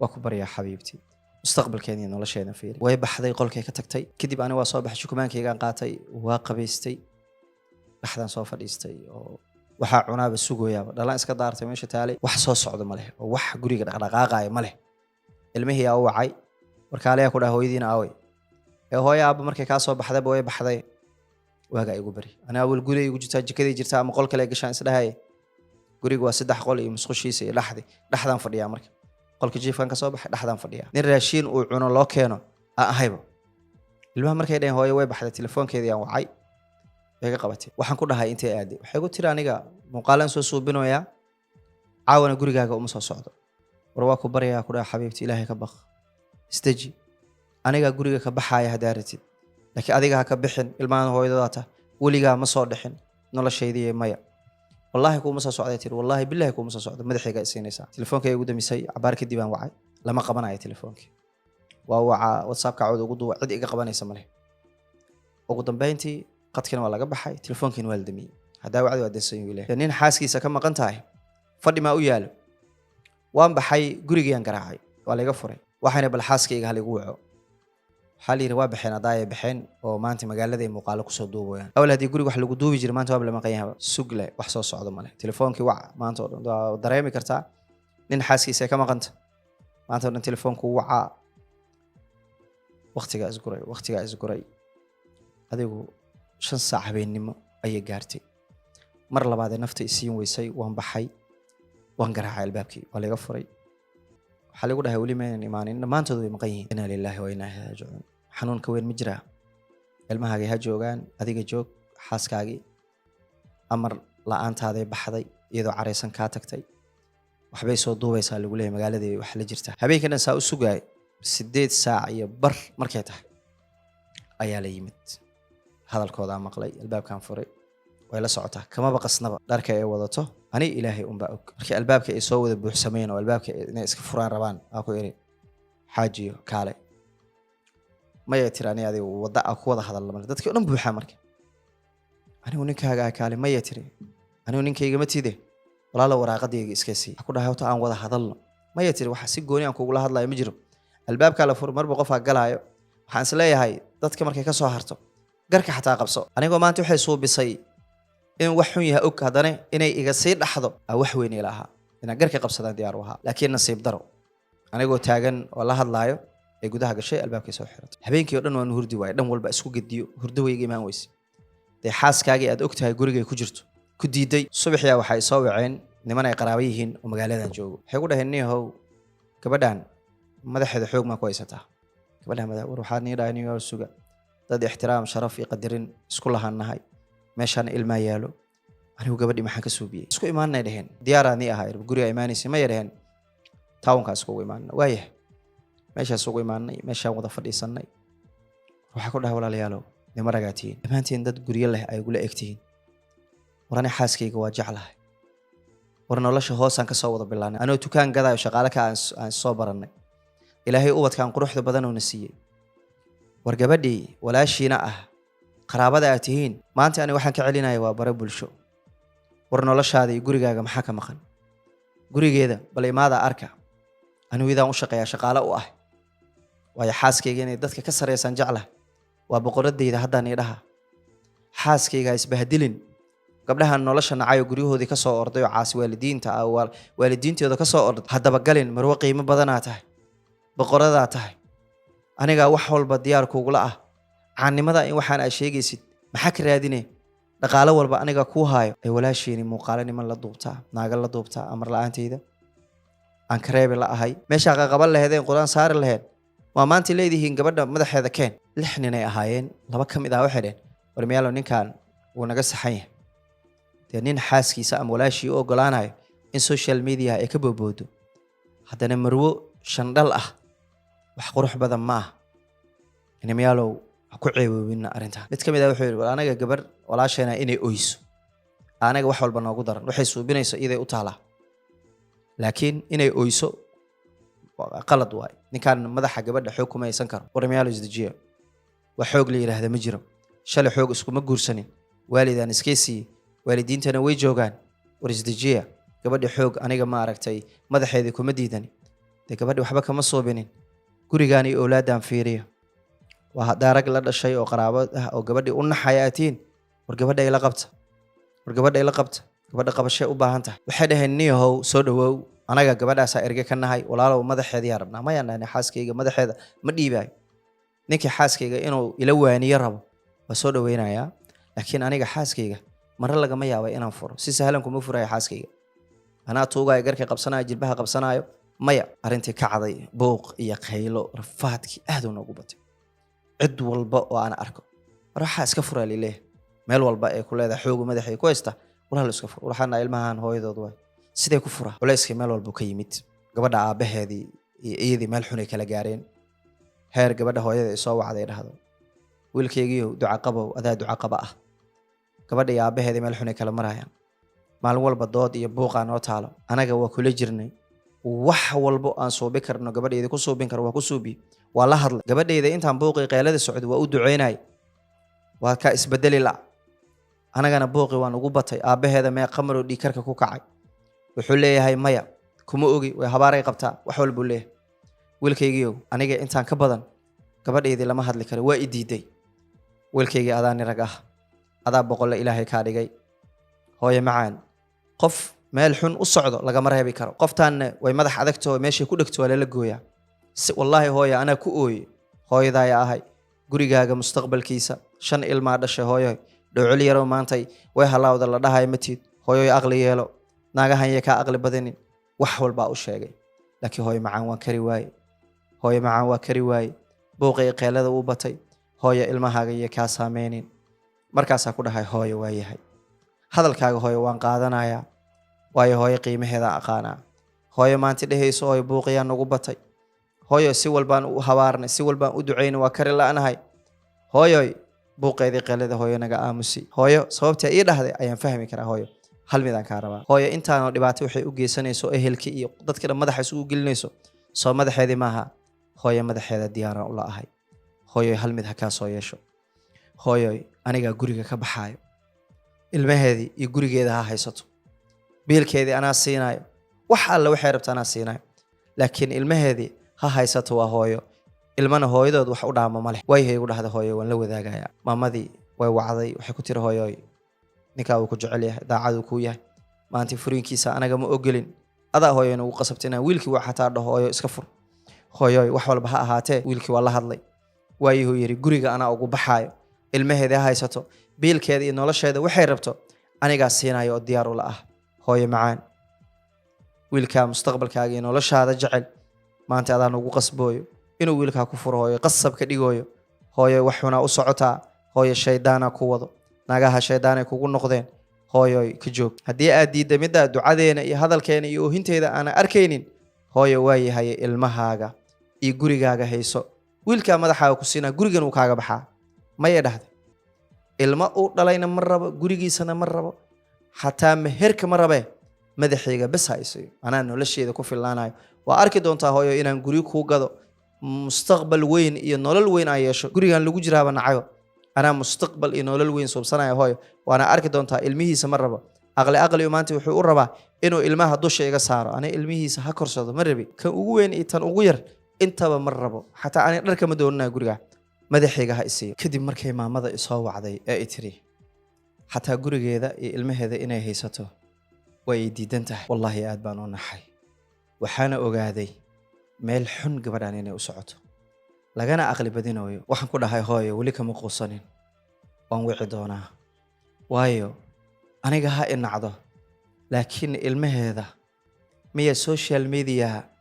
darteeda u nacaysaa waan wacay waxaan ku dhahay ani waad inici kartaa oo shalayba nin aad jeclaatay ayaan ahay laakiin owlaadan ilaahay ku siiyey qof walba ilaahay owlaadda iskama siiyo owlaadan ilaahayna siiyey anigu hadday nacday diyaar waxaa u ahay anigu dharkayga inaan qaato oo aan kaa tago wax alla waxaa rabtidne ilmaha aan kugu siiyo xataa midaan kuu ballan qaadayaa inaan ku soo waco kuma dhahaay waxaan duubidooda iyo waxaan iska daa. maanta waxaan ku leeyahay xaaskayga ayaa tahay, laakiin haddaad diiday ee maanta noloshaan social mediaha gurigaaga iyo mustaqbalkaaga u burburisay, ilmahaaga noloshooda ha u burburinin. hooyo walba ubadkeeda way haysataa. war hooyooyin badan oo adduunka maanta waxaa ku nool la yiri ilmahana sii ama waxba kuguma siinayno oo dhaheen inta ilmaheena aan dhiibi lahayn anagaa la rafaadeyno. hooyooyin badan ilmahooda inay haystaan inta laga qaadan lahaa dhar u dhaqaayo, guryo kasoo shaqaynayo. anaa diyaar kula ah maantay in wax walba aan kugu siiyo. waa xaqiiq, nin waa helaysaa, weli nin aniga iga fiican waa helaysaa, laakiin ubad inaa helaysid aniga ma ogaan kari, adigana ma ogaan kartid. ubadkan waa ilaahay hadiyad uu bixiyo bid'aadanka siiyo. mustaqbalka ilmahaagana fiiri. ilmahan hooyaa u tahay, hooyo kale looma suubin karo. ilmahaaga hayso. 5 caruur ah ha iska dayicin. waxay tiri niyahow anigu waa yarahay weli, ilmahan adi aad dhashay maba rabiba ani. madaxayga isii walaalow, madaxayga isii. ha ku hoos gambanin ilmahana haay. ilmahaaga ma rabo, adiga kuma rabo, gurigaaga ma rabo, lacag adi aad leedahay ma rabo. noloshayda anaa ku filnaanaya, mustaqbalkayga anaa dhisanaya, adiga madaxayga isii. si walbaa ula hadlay. waxay tiri walaalow iga raali noqo, waad war badan tahay, waa iga war badan tahay. aniga muhiim madaxayga isii, ilmahaaga ma rabo. qasab miya? ilmaha adaa dhashay qaado. ma rabo, hooyo uma ihi. waa ku baryaa tan iska daa. gabadha hooyadeedan waxaan ku dhahay hooyoy aniga madaxeeda diyaaru iga yahay hooyoy. gabadhaada waa hooyo la tali. ilmahan hooyo aana iida ahayn hooyo uma noqonayo. hooyadii aa la hadashay, si walba loo tuugi, dadkii ee ii soo dirtay, ehelkii, cid walba waxaa ku dhahay ani madaxeeda diyaaru iga yahay. ilmaha uu ku hoos gambanaya tiri. ilmihiisa ma rabo, isagana ma rabo. ilmihii cod u duuba leeyahay hooyadiin. hooyo macaan, waa ku jecelnahay hooyo noo soo noqo, hooyo la-aantaada ma noolaan karo. intaas waxaan isleeyahay qalbigeeda ha isbedelo. adig guriga ka bax, iyada ilmaheedii ha haysato. waa ay diiday. wallaahi muddo 8 bilood ah aan madaxayga hala isiiyo iyo kaale gurigaan ilmahaaga hayso iska daba jiitamaynin. ugu dambeyntii sida ay jecleeda ayaa dhacay. madaxeeda ayay sidii ku qaadatay. anigu ilmihii shaqaalaan u qabsaday. maxaan kaloo suubiyaa? saa u baryaayay way iga dhammaatay. toogtin way dhammaatay. waa ku ooyaa. haddii awal gurigeena aan dhaqanna u ahaa, muddooyinka ugu dambeeyay waxaan ku tuugayay war ilmahaaga hayso. intaas keliya ogolow.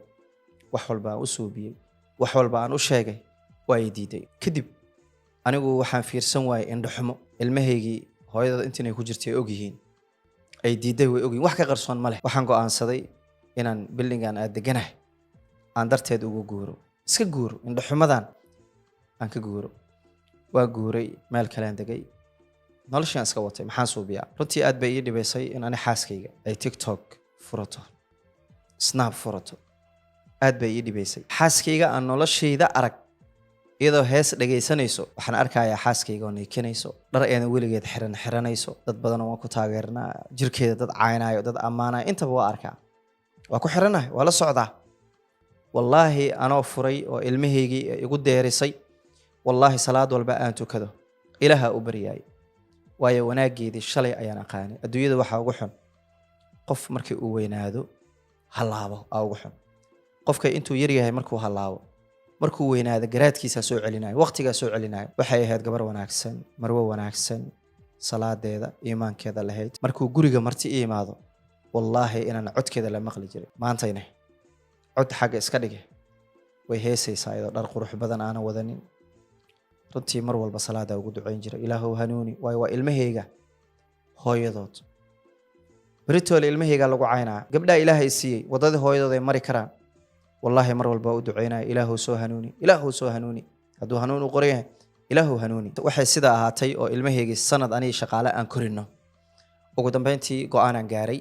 hooyadii waxaan ku dhahay hooyo macaan, gabadhaas waa ka raja dhigay. wallaahi rajaa ka lahaa. sanadkan waxaa u sugay rajaa ka lahaa ama xaqiiqada fahantaa.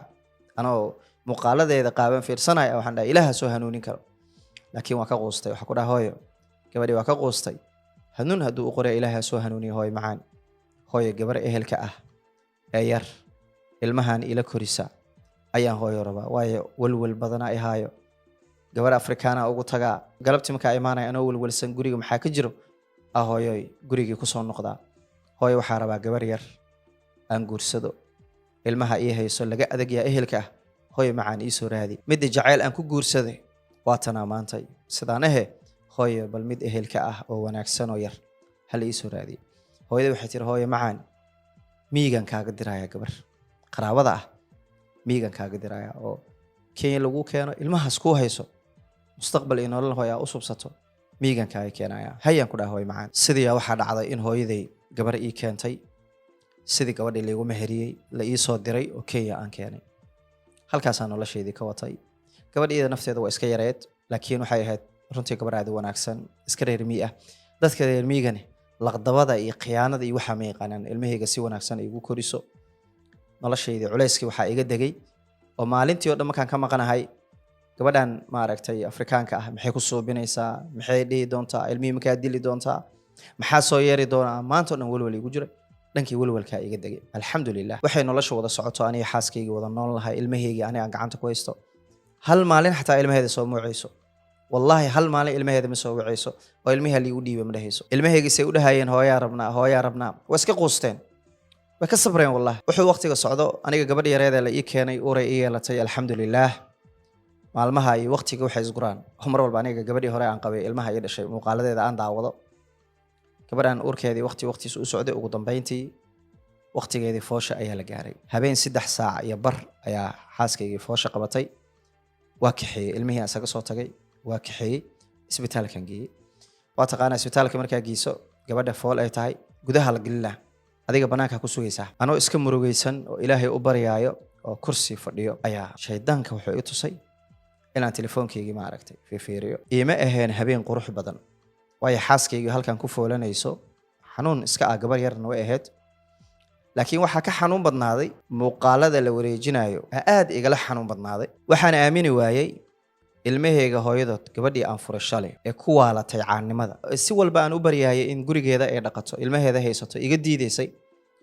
oo u ordaysay caannimada mustaqbal iyo nolol u maleynaysay in videogeed la wareejinayo waa la soo qarxiyay meel walba la soo dhigayo wallaahi anoo u jeeda muuqaalka haddana aamini waayay oo aan yiri wax la soo suubiyay amuu yahay lambarkeedii oon haayay ayaan wacay waxaan iloobay xanuunka iyo murugada dhanka xaaskayga foosheed iga haysi wallahi waa iloobay waayo waa ilmahayga hooyadood waa qof shalay nololna soo dhaxmartay waa qofkii ugu horeeyay ani aan jeclaado wallahi aad baan ugu murugay waan wacay waxaan ku dhahay salaamu calaykum wa calaykum salaam see tahay waxaan ku dhahay muuqaalkan aan arkay oo la wareejinayo adigu miya haya tiri snaabkayga ayaa la jabsaday waan naxay wallahi waxaan ku dhahay ilaahay ceebtaada ha asturo wallahi waan ka naxay muuqaalka markaa arkay waan aamini waay wax la soo suubiyaan u maleynay waayo dadkiina social media ku jiro waxyaabo badan iska suubisaan marka waxaan u maleynay wax feega inuu yahay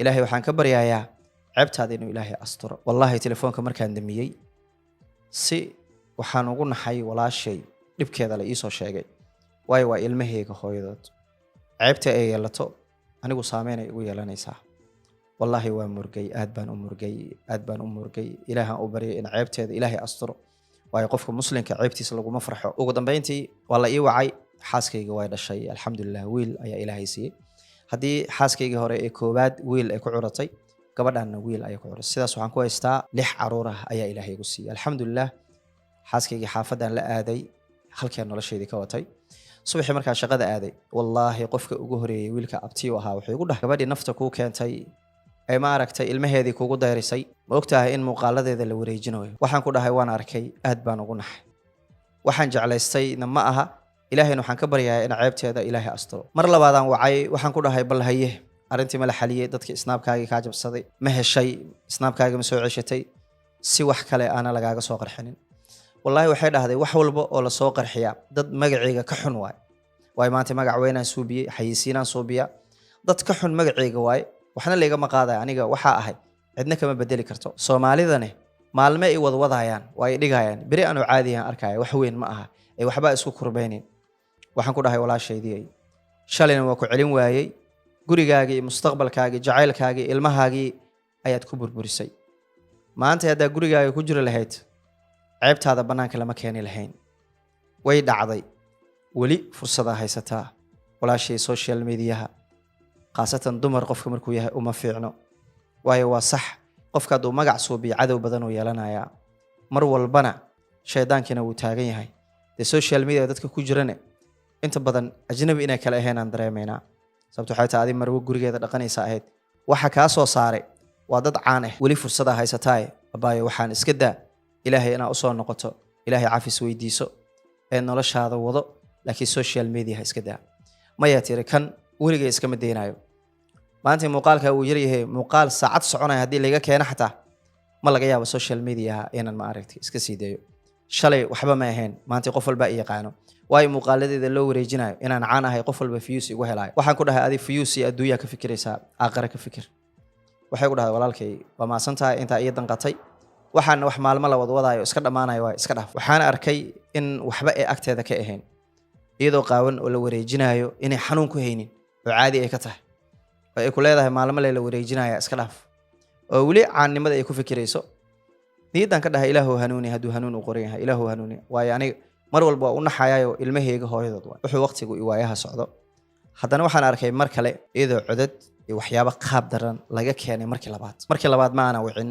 waayo isma ay bedelin muuqaaladeedii waxba kama bedelin waa runteeda maalmo ayaa la wadwaday muuqaalkeedii hore way dhammaatay sheekadii haddana si lamid ee maalmaa la wadi doonaa way dhammaan doontaa marka aniga tookadan waana waan ka quustay wuxuu sheegid waan kaga quustay faraha iskaga qaaday ma aana wicin maalin maalmaha ka mid ah ayaa wiilkayga curudka ah wuxuu igu dhahay aabe aniga hooyo waan daawadaa waan arkay aabo hooyo anaga inay maaragtay muuqaalo duubto oo keliya mee noogu tagtay ee noo nacday waxaan ku dhahay aabe macaan hooyo ilaahay ha soo hanuuniyo ani ma sheegi kari waxay idinka tagtay laakiin hooyo ilaahay ha soo hanuun kaasuu dhahay aabe ani wax walba waa maqli jiray haddana wax walba waa arkaa aabe hooyadeena hooyo fiican ma ahan hooyo inay maaragtay social mediaha gasho ayay adigana kaaga tagtay anagana noo deerisay mayaan ku dhahay aabe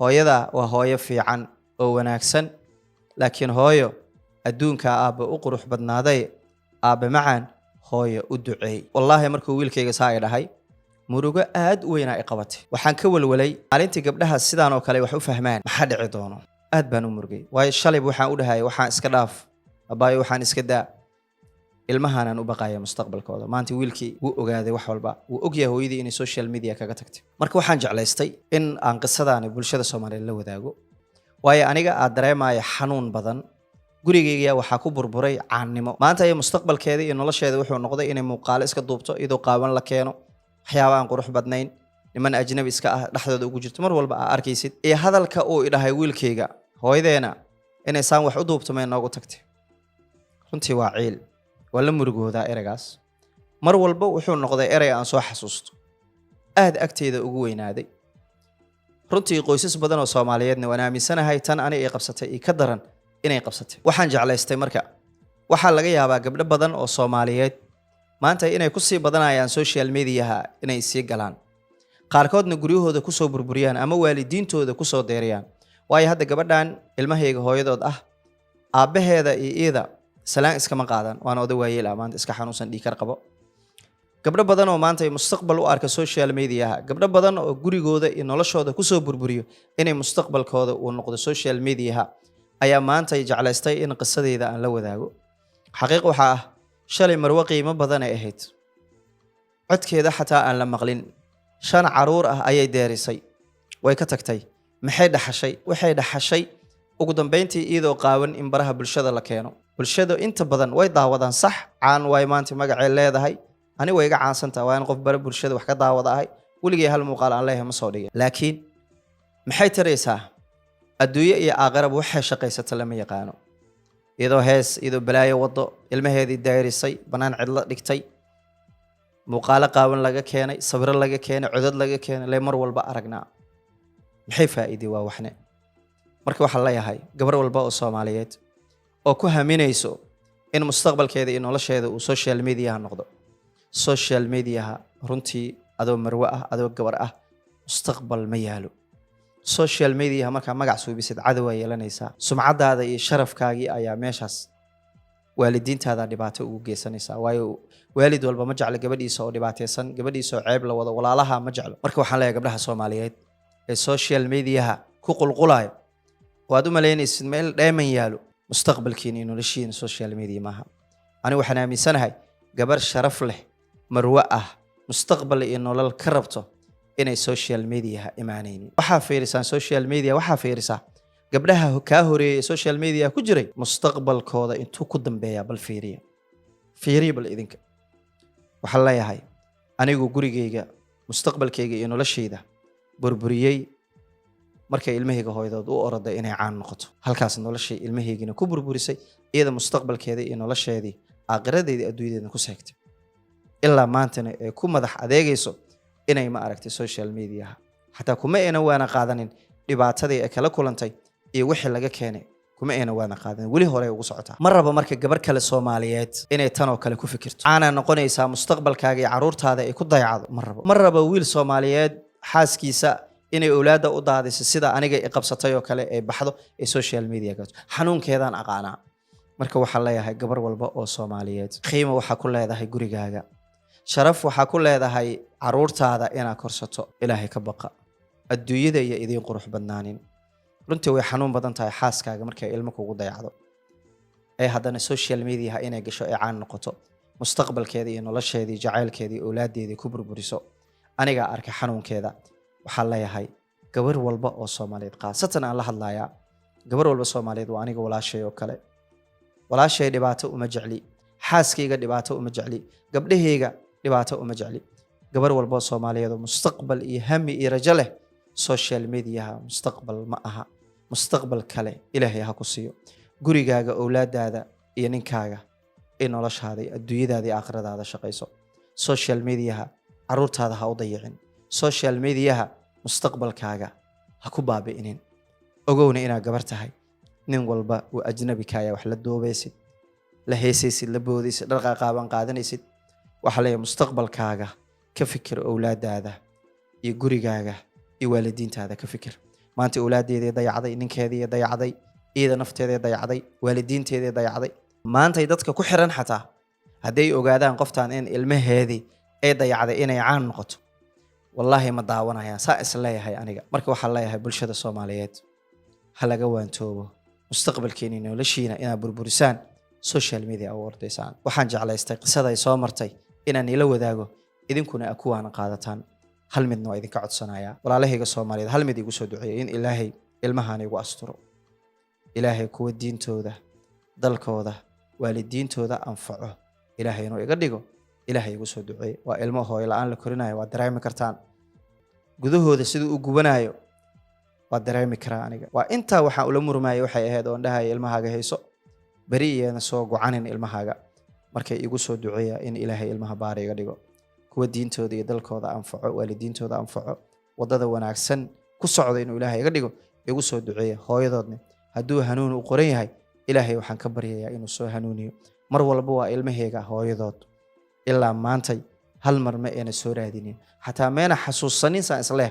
waayo hooyo hadday ilmaheeda soo xasuusan lahayd way soo raadin lahayd, ma ayna soo raadinin. markay igu soo duceeya ilmahan inuu ilaahay igu asturo. idana hadduu hanuun qoran yahay, ilaahay ha soo hanuuniyo. gabdhaha Soomaaliyeedna waxaan leeyahay qalbigiina iyo niyadiina inaad gurigiina iyo mustaqbalkiina ku burburisaan, aad maar social media u orodaan, niyadiina ilaahay ha ka saaro. runtii waa qiso aad u xanuun badan, waa qiso murugo badan. waayo hooyo caruurteedii, gurigeedii, jacaylkeedii inay ka soo tagtay, caan inay noqoto darteeda u aaday. waa xaqiiq.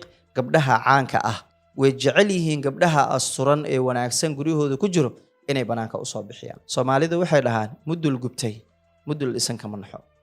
gabar walba social media ku jirto oo gurigeedii mustaqbalkeeda soo burburisay, gabadha guriga ku jirta inay soo bixiso way rabtaa. gabar walba Soomaaliyeed qisadan kuwaana qaado. gurigaaga iyo mustaqbalkaaga iyo aayahaaga iyo waalidiintaada ka fikir. social mediaha in lagu niikiyo, xaqiiq waxaa social media inuu bad yahay dhan wanaagsan. gabdho badan oo Soomaaliyeed oo wanaagsan ay ku jiraan, laakiin inaad gurigaaga u burburiso, awlaadaadii aad dayacdo, adiguna social media aad dhex taalo, wax qurux badan ma aha, wax wanaagsan ma aha. waxaan leeyahay gabar walba oo Soomaaliyeed, social mediaha waa mindi laba af leh. aad ugu fiirso. haddii aad marwo tahay, ninkaaga iyo waalidiintaada ay ku ogoleen social media, ka leexa social media. waayo inaad gurigaaga soo burburisay ilaaha ku caroonayo. wanaag kalama kulmaysid social media. marka waxaan leeyahay haddii aad guri leedahay, mustaqbalkaaga iyo gurigaaga iyo awlaadaada fiiri. 5 awlaad ah ayay soo dayacday. maanta hal inay dhalaysa xataa ma ogtahay. waayo meeqa ilmahooda inay dayaceen awlaad la'aan ku dhacday. Waa rajeynayaa qisadan gabdho badan oo Soomaaliyeed oo ku haminayay inay mustaqbalkooda iyo noloshooda ay u guuriyaan inay social media tahay. Gurigaaga iyo mustaqbalkaaga ilaalso. Social media runtii waa meel bad ah, wax walba lagala kulmo. Haddaaba guri leedahay, hooyo tahay, ilmahaaga wax kaaga qiimo badan ma leh.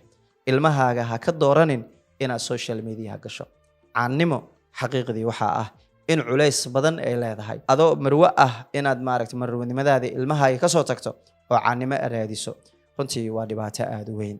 Waxaan leeyahay inta ku jirto social media Allah ku asturo.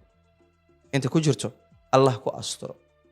Ragga maanta fakan la adoo dumar ah ceebtaada raadinaya. Kuwa yaab social media waxay u joogaan qof social media ku jiro in ceebtiisa meel yar ay ka arkaan. Inta ku jirto social media oo caan ah, haday marwo tahay, haddii gabar tahayba, Ilaahay ceebtiina ha asturo.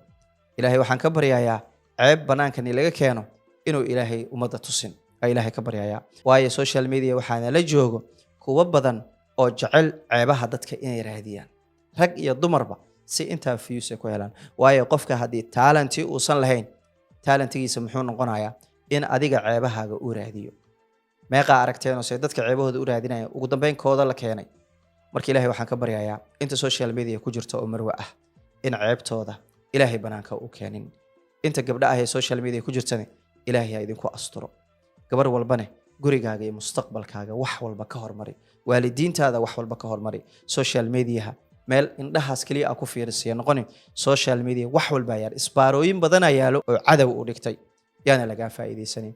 Mar walba gurigaaga ilaali, mustaqbalkaaga ilaali, mustaqbalkaaga ilaali. Waa rajeynayaa qisa aan kuwaana qaadano inay noqoto. Waan hubaa cid walba oo muuqaalkan daawado oo qalbi bini'aadanimo leh, waan hubaa inuu aad ugu danqan doono. Waayo hooyo caruurteedii u dayacday, weli 5 caruur u dayacday inay caan noqoto darteeda.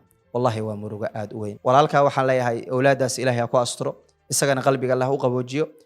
Gabadha waalidiinteedana maanta danqashada iyo xanuunka badan dareemayo. waayo gabadhooda marwo ah guri dhaqanayso ugu dambeyn social media inay soo dhax gasho ceebteedii ugu dambeyn la soo saaro way xanuun badan tahay. Ilaahay kana qalbigooda idana hanuun hadii uu qoran yahay Ilaahay waxaan ka baryayaa qalbigeeda wanaaga gali, gurigeedii awlaadeeda iyo waalidiinteeda Ilaahay oo qalbigeeda gali. Aanu duceeyna gabadha walaasheena ah. Kuwa gabdhaha Soomaaliyeed xumaantooda faafinayaan Ilaahu ka qabo. Qof walba qof muslim ceebiisa manaanka inuu keen rabo Ilaahu ka qabo. Social media waa ognahay dhibaatada iyo waxa dhaxyaalo. Ilaahu gabdhaha Soomaaliyeed xifdi. mar walba Soomaaliyeed Ilaahu hanuun iyo wada wanaagsan tus. Ilaahu qalbigooda xumaan ha gelinin sida gabadha walaasheen oo kale. Aanu duceeyno in Ilaahay gabar walba Soomaaliyeed mar walba Soomaaliyeed oo asturan inuu Ilaahay xifdiyo. Kuwa maanta wadada qaldan ku jiran Ilaahu soo hanuuni, Ilaahu soo hanuuni. Waalida dhalay walaalaheeda u danqanayo Ilaahu soo hanuuni. waa gabdha Soomaaliyeed inta maanta ku fikirayso wada xumaana inay soo bisan Ilaahu qalbigooda ka saar. wiilka walaalkeena u duceeyno inuu Ilaahay ilmaha ku asturo ee u noqdaan kuwa diintooda dalkooda iyo waalidiintooda baari u ah inuu Ilaahay ka dhigo. iyadana Ilaahay qalbigeeda ilmaheeda inuu soo geliyo aan Ilaahay ugu toogno. fikirkaaga iyo taladaada qaybta qoraal noogu wadaag. mar walba waxaan jeclahay qisooyin bulshada wax u tara inaan noo soo bandhigo, waayo inaan kuwaana qaadano cashir inoo noqoto. adigoo qisadan daawaday bal ka waran haddii aad wadadii gabadhan ee suubisay haddii aad ku sii socoto sida gabadhan oo kale wadadii ay ku socotay. mar walba mustaqbalkaaga iyo noloshaada ka fikir, gurigaaga iyo waalidiintaada ka fikir. waa rajeynayaa inaan kuwaana qaadano cashirna inoo noqoto. muhiimadeeduna waa inaan kuwaana qaadana. dadkan way ku dhacday laakiin anaga see noogu dhicin inaan kuwaana qaadana cashirna inoo noqoto. waa rajeynayaa qof walba oo daawadane inuu wax badan ka faa'iidi doono. hadduu yahay muuqaalka ugu horeeyay waxaan kaa codsanayaa inaad subscribe saarto, like-gaaguna waa noo dhiirigelin. walaalaha qiimaha qadarinta iyo sharafta mudan ee ku xiran Hiigsi Lambaron waa mahadsantihiin. waxaan ku soconnaa wadadii aan ku gaari lahayn 200,000 oo subscribe. waa rajeynayaa inaadan iloobin like-ga. inta badan waxaa ilowdaan like-ga. waa rajeynayaa inaan like-ga iloobin. waxaan kaloo idinka codsanayaa channelka cusub ee Somali 10 inaad subscribe saartaa. qaybta qoraalada ee muuqaalkan ayaan soo saari doonaa, binna waan ku qaban doonaa. halkaa tag ee subscribe like-ga noo saar. waa channelkeena cusub aan ku soo bandhigi doono barnaamijyo aad u tiro badan insha Allah biidnillaahi kariim. waa rajeynayaa hadaa Hiigsi qisooyin ka daawano halkaana barnaamijyo badan inaan ka daawan doono insha Allah biidnillaahi kariim. halkaa iga daawanaysaan waa Hiigsi Lambar 1. anigu waa Subra Carab. mar walba waxaa idin leeyahay ha guuleysta jacaylka, ha guuleysta jacaylka. halkani waa hooyga qisooyinka Hiigsi Lambar 1. mar walba waxaan ku soo gudbiyaa qisooyin xaqiiqa, kuwa muruga oo qalbigaaga taabanaya, kuwa aad ku farxi doonto iyo kuwo aan ugu talagalnay bulshada inay ku cimri qaataan. Mar walba waxaan diyaar kula ahay inaan bulshada u soo gudbiyo qisada adigu kugu dhacday xanuunka badan ama farxadda badan ee qalbigaaga ka guuxayo. Haddii aad ku cusub tahay channelka, fadlan subscribe noo dheh una share gareeya asxaabtaada. Ha iloobin page-kana inaad follow noo dhahdo. Mar walba waxaan ku leeyahay ha guulaysto jacaylka, waa anigoo ah Subar Carab.